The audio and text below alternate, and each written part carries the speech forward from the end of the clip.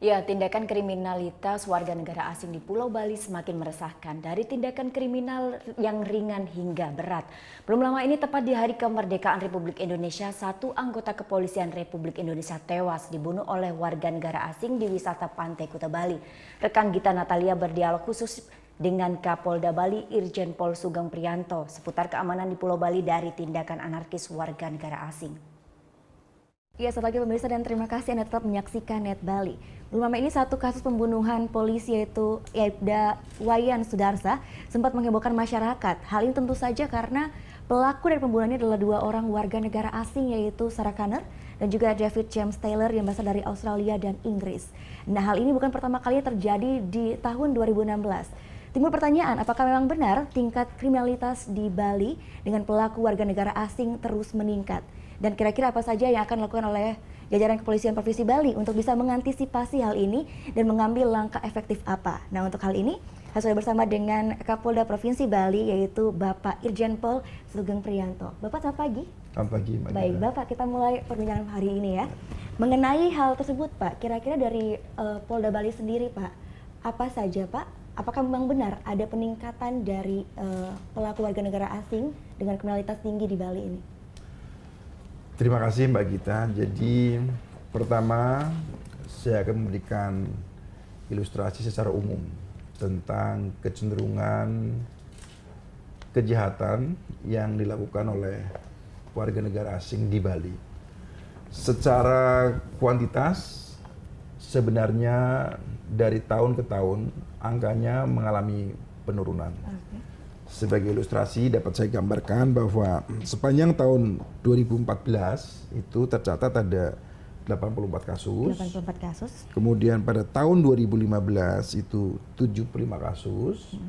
Dan tahun 2012, tahun ini sampai dengan bulan Agustus tercatat ada 34 kasus. 34 kasus. Namun di antara kasus-kasus tersebut memang ada dua kasus yang dapat dikategorikan menonjol, yaitu kasus terbunuhnya dua anggota Polri. Benar. Yang pertama itu terjadi pada bulan Desember tahun 2015. Amok Rame, Pak, ya? Amok Rame Sabet. Iya. Kemudian yang kedua terjadi lagi pembunuhan terhadap anggota Polri baru kemarin, tepatnya justru pada tanggal 17 Agustus dini hari. Nah, itulah dua kasus yang saya kategorikan kasus menonjol yang melibatkan orang asing. Kenapa ini? Apa karena jajaran polisi yang terbunuh, Pak? Makanya semakin terblow up di media, Pak? Ya, mungkin boleh jadi seperti itu. Sehingga ada kesan seolah-olah Bali rawan. Tetapi sebenarnya berdasarkan angka statistik ya, seperti yang sudah saya sebutkan tadi, angkanya cenderung mengalami penurunan. Artinya kondisi semakin kondusif. Baik, selain dua pembunuhan itu, apakah ada tindakan kriminal lainnya yang dilakukan oleh WNA yang sering, Pak, yang sering tercatat apa saja? Iya, ada. Beberapa kejahatan dan pelanggaran yang umumnya dilakukan oleh warga negara asing, yang terbanyak sebenarnya pelanggaran lalu lintas. Mereka tidak pakai helm, misalnya, kemudian berboncengan ya lebih dari satu. Juga kadang-kadang mereka menggunakan pakaian yang kurang sopan, seperti itu. Di luar itu ada juga kasus-kasus kriminal seperti penipuan, kemudian juga pernah terjadi juga kasus perampokan ya, di mana warga negara asing ini masuk ke dalam money changer, kemudian dia melakukan tindakan kekerasan terhadap petugas money changer untuk mendapatkan uang itu. Iya, dari semua kasus itu, Pak, berapa persen yang terselesaikan langsung? Angka tepatnya cukup tinggi sebenarnya. Hampir semua kasus dapat kita selesaikan. Sebagai contoh, misalnya dua kasus menonjol yang saya ceritakan tadi, ya. Yang pertama kasus Amok Rame Sabet, ya. Kemudian ada kasus yang kedua, semuanya kita bisa selesaikan, termasuk yang kedua ini. Kasus yang kedua ini bahkan dalam tempo yang sangat singkat ya, kurang dari 24 jam kami sudah dapat meringkus ya para pelakunya. Baik, apa mengenai bukan tingkat kerawanan, lokasi kerawanannya maksud saya, Pak. Lokasi kerawanannya ini sendiri apakah memang lebih banyak terjadi di daerah wisata? Umumnya seperti itu, karena memang di lokasi-lokasi itulah mereka berkumpul, ya, kemudian biasanya minum-minum, ya, kemudian mereka bersosialisasi di situ, sehingga kemungkinan terjadinya gesekan-gesekan tentu besar. Jadi beberapa kejadian memang terjadi di situ. Dari jajaran Polda sendiri, apakah ada pengetatan Pak untuk keamanan di daerah-daerah wisata? Tentu. Seperti apa Pak? Jadi di seluruh objek wisata di Bali, Polda Bali melaksanakan pengetatan, ya, penebalan, penambahan anggota yang bertugas di situ. Baik di Kute, Legian, sudah tahu bahwa sekarang ini objek wisata di Bali sudah begitu banyak. Iya. Tidak hanya terkonsentrasi di Pantai Kute dan Legian saja, tapi sudah banyak sekali titik-titik pusat berkumpulnya turis, ya, baik turis internasional maupun domestik, ya, yang berwisata di Bali. Di semua itu termasuk pintu-pintu masuk, Gilimanuk, Padang Bae, dan pintu masuk terutama Ngurah Rai, kita perketat. Oke, Bapak, ini dari Polda sendiri seperti udah kita bicarakan tadi, walaupun semakin hari semakin menurun ya Pak ya, tingkat kriminal dengan warga negara asing sebagai pelakunya. Tapi tentu saja ada beberapa langkah yang sudah dilakukan sama Polda Bali sebelumnya dan kedepannya seperti apa Pak? Strategi yang akan dilancarkan lagi Pak? Ya, jadi bicara tentang strategi, ya, Mbak Gita, ya. Kepolisian dimanapun juga di Indonesia ini, kita mempunyai pola strategi yang hampir sama. Kita melaksanakan pola-pola preemptif, preventif, dan represif. Ini kalau saya jabarkan panjang, ya. Tetapi kita sudah tahu bahwa intinya pola-pola pencegahan itu lebih kita utamakan ketimbang pola represif yang mengatasi. Jadi kami misalnya saja bekerjasama dengan pemerintah daerah, kami memasang CCTV sebanyak mungkin. Ini untuk memantau situasi, ya, manakala terjadi sesuatu, polisi tidak berada di situ, kita bisa melihat melalui rekaman CCTV. Termasuk kasus yang terbaru ini, itu juga bisa kita. Salah satu peran CCTV itu. Salah satu peran CCTV. Beberapa kasus besar, kasus kerusuhan yang melibatkan ormas, itu juga terungkap, ya. Karena CCTV. Salah satu peran CCTV, tentu ada upaya-upaya penyelidikan lainnya. Nah, salah satu seperti itu. Kemudian juga kita menghimbau kepada seluruh objek vital, ya. Hotel, restoran, kafe, Anda tahu di sini banyak sekali tempat-tempat seperti itu. Mereka juga kita encourage, ya, untuk melengkapi dengan sarana pengamanan terbatas, ya. Seperti CCTV misalnya sebutkan tadi, kemudian metal detector, kemudian juga mereka saya sarankan untuk mempunyai semacam satuan pengamanan begitu, security, termasuk bekerjasama dengan keamanan tradisional yang kita sebut sebagai pecalang. Jadi intinya semua potensi masyarakat kita digunakan seoptimal mungkin untuk menciptakan Bali yang kondusif. Kita sadar betul bahwa Bali ini adalah tujuan wisata internasional, ya. Jadi aspek keamanan menjadi hal yang sangat fundamental. Kalau tidak aman, turis tidak akan datang. Nah, itu yang membuat turis juga datang lagi karena keamanannya, Pak, ya? Persis. Bapak, kita akan lihat sebentar lagi. Ya pemirsa, tetap di Net Bali, kita akan lanjutkan perbincangan ini sesaat lagi setelah yang satu ini. Ya, Anda kembali menyaksikan Net Bali dan masih bersama saya Gita Natalia dan juga Bapak Irjen Pol Sugeng Priyanto selaku Kapolda Provinsi Bali. Kita melanjutkan perbincangan pagi ini. Bapak, kita ngomongin sedikit mengenai kasus yang baru saja terjadi ini, Pak. Mengenai pembunuhan Aibda Wayan Sudarsa oleh 2 orang warga negara asing, yaitu Sarah Connor dan juga David James Taylor. Sampai mana proses hukumnya, Pak? Baik, Mbak Gita. Jadi memang ini satu keprihatinan yang mendalam. Bahwa pada tanggal 17 Agustus yang lalu, bertepatan dengan hari ulang tahun kemerdekaan kita, kami mendapat musibah, ya, di mana salah satu anggota kami tewas terbunuh oleh 2 turis asing. Jadi peristiwa tersebut terjadi tengah malam dini hari di Pantai Kute ketika anggota kami sedang melaksanakan patroli. Kemudian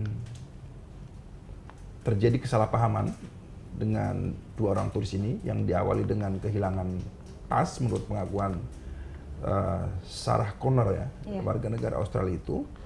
Kemudian dia bertanya kepada anggota polisi, apakah melihat tas saya? Anggota polisi ini tidak mengetahui. Tapi kemudian dalam keadaan mabok, ya, si Sarah Connor ini kemudian mendorong polisi, ya, bahkan juga melakukan kekerasan bersama-sama pacarnya. Jadi singkatnya cerita, anggota kami ini dianiaya ya dengan menggunakan benda keras ya, benda tumpul dan juga botol bir yang pecah, sehingga mengakibatkan kematian. Saat ini kasus tersebut sedang kita sidik dan alhamdulillah dalam waktu kurang dari 2 kali 24 jam ya, kurang dari 2 hari, semua tersangka sudah bisa kita ringkes dan sekarang sedang menjalani proses penyidikan. Penyidikan ya Pak? Ya. Ini dari awal tahun Pak, dari Amokran kemarin Pak, sampai ini kan 2 orang polisi udah jadi korban Pak. Apa saja yang dilakukan Polda Bali untuk bisa memberikan proteksi lebih atau memberikan kepada jajaran yang sedang bertugas di lapangan? Ya, secara internal ke dalam ya, bahwa kami tentu senantiasa memberikan arahan-arahan ya kepada anggota kami yang bertugas di lapangan ya, agar mereka senantiasa waspada, melengkapi diri dengan peralatan yang diperlukan. Kemudian juga kami himbau untuk selalu bergerak tidak sendirian ya, terutama pada waktu malam hari ya, baik penjagaan, patroli dan sebagainya. Namun kami sadar betul bahwa tugas polisi ini, orang mengatakan bahwa satu kaki itu berada di penjara, penuh resiko, Pak. Satu kaki berada di kuburan. Maknanya apa? Maknanya bahwa kalau kita salah menerapkan hukum, kita dituntut balik. Dan kita bisa masuk penjara gara-gara itu. Atau yang lebih berat resikonya, kalau kita salah secara teknis, memang resikonya kita bisa kehilangan jiwa kita. Itulah yang terjadi di kasus Amokram Sabet yang pertama, anggota kami tewas, dan ini kasus yang kedua. Tetapi Polda Bali tidak henti-hentinya untuk selalu melakukan analisa dan evaluasi terhadap kasus-kasus yang terjadi, agar ke depan tidak terjadi lagi. Baik. Mengenai kasus ini juga Pak, ada beberapa media asing yang cenderung memojokkan jajaran kepolisian di Bali. Tanggapan Bapak seperti apa? Ya, saya tidak paham ya mengapa media asing memojokkan kepolisian. Padahal faktanya sangat terang benderang. Secara regularly kita juga selalu memberikan progres ya, penyidikan. Press release kita lakukan setiap saat. Jadi saya boleh bertanya balik, apa yang menjadi persoalan bagi media asing? Saya melayani setiap wawancara ya, baik media lokal, juga bahkan media asing. Progresnya setiap hari ada Anda bisa melihat di televisi, di media cetak ya. Tidak ada yang kita tutup-tutupi. Jadi semua fakta yang didapatkan pasti transparan dari saat ini tidak bisa lagi kita menutup-nutupi. Apalagi melakukan pembohongan publik, tidak bisa. Semuanya harus transparan. Oke, ini karena pelakunya dari warga negara asing, Pak. Sudah ada belum komunikasi dan koordinasi dengan pihak negara asal atau mungkin perwakilannya di? Sudah kita lakukan. Ya. Jadi di awal peristiwa tentu kita memberitahu perwakilan negara dari warga negara tersebut, baik yang Australia maupun yang Inggris ya. Bahkan perwakilan dari Konsulat Jenderal Australia sendiri ya ikut mendampingi Sarah Connor ke Mapolresta dan mendampingi saat diperiksa. Di samping itu, kepolisian juga mempunyai jaringan kerjasama internasional melalui jalur Interpol. Jadi semuanya dikomunikasikan. Jadi ada komunikasi juga dari Polda Bali dengan Australia dan juga Inggris kepolisiannya, Pak. Oke. Ada kesulitan yang ditemukankah untuk bisa menyelidiki dan juga Pada prinsipnya tidak ada kesulitan, karena peristiwa penyelidikan ini kita lakukan di Indonesia, jadi kita menggunakan standar operation prosedur yang berlaku, bahwa dia warga negara asing atau siapapun juga, kalau melanggar hukum di Indonesia, Hukum positif Indonesia. kita tegakkan hukum positif Indonesia dan mengikuti mekanisme hukum kita. tidak ada keberatankah Pak dari negara asal gitu? Tidak ada, sejauh ini tidak ada. Semuanya kooperatif Pak? Kooperatif. Kooperatif, baik. Kalau di dalam daerah Provinsi Bali sendiri Pak, untuk bisa mengantisipasi supaya tidak terjadi lagi hal ini ke depannya, apakah ada koordinasi dengan pihak imigrasi mungkin? Tentu itu kita lakukan. Ya. Jadi pengawasan orang asing kita lakukan secara bersama-sama, baik imigrasi, kepolisian, ya, juga seluruh elemen masyarakat yang ada di Bali. Kita melakukan pengawasan kepada mereka. Kita berdayakan para pecalang, ya, desa-desa adat, karena mereka keberadaan mereka itu menyebar, ya, Iya. hampir di seluruh Bali, bahkan di rumah-rumah penduduk, ya, mereka banyak yang tinggal, mereka menyebutnya sebagai homestay, ya. Jadi hotel dengan tarif yang sangat murah. Jadi harus ada kesadaran juga oleh seluruh lapisan masyarakat untuk ikut mengawasi Karena yang lebih perilaku dekat mereka. itu masyarakat ya Pak? Betul. Ya. Jadi kita punya namanya Babin Kamtibmas. Iya. Di setiap desa ada satu Babin Kamtibmas. Mereka juga menjadi ujung tombak kita Iya. untuk melakukan pengawasan. Saya katakan tadi mereka bekerjasama dengan seluruh komponen pecalang, ya, bahkan juga Babinsa dari lingkungan teritorial juga ikut. Masyarakat sendiri harusnya berperan aktif Pak ya untuk bisa memberikan laporan mungkin. Tentu Nah, harus. kalau untuk laporan sendiri dari masyarakat kepada Jajaran Polda Bali bisa kemana Pak? Ya, kita mempunyai jalur laporan, baik yang terendah itu di tingkat polsek, Iya. ya. Bahkan di desa juga ada Babin Kamtibmas. Jadi masyarakat bisa menyampaikan laporan, ya, apakah melalui jalur Babin Kamtibmas, ke polsek, ke polres, atau ke polda. Oke, jadi semua Semua terbuka bisa, ya Pak ya? bisa. Semua jalur Ya, terbuka. ya, Nah, ya. yang terakhir Pak, pesannya supaya masyarakat tidak khawatir Pak. Ya, saya menyampaikan pesan bahwa sebenarnya tidak ada satu titik, ya, di dunia manapun yang steril dengan peristiwa kejahatan. Iya. Dimanapun kejahatan itu ada. Oleh karena itu, yang perlu kita lakukan, ya, bersama-sama dengan masyarakat, bukan takut, tetapi waspada. Waspada. Masyarakat harus waspada bahwa kejahatan akan terjadi di mana-mana. Di mana saja akan terjadi. Kita tidak perlu takut, tetapi tetap kita waspada.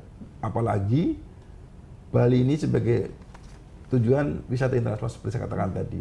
Jadi keamanan harus menjadi prioritas. Iya. Mari saya mengajak seluruh masyarakat Bali bahkan Indonesia untuk bersama-sama, ya, berpartisipasi menciptakan keamanan Bali yang kondusif. Iya, Bali yang kondusif itu menjadi keuntungan kita bersama Pak ya? Betul, persis. Iya. Betul. Baik, terima kasih banyak untuk waktunya Terima kasih, pagi Mbak ini Gita. Pak. Iya. Ya pemirsa, tadi perbincangan saya dengan Kapolda Provinsi Bali, yaitu Irjen Pol Sugeng Priyanto. Terima kasih sudah menyaksikan dan kembali ke studio.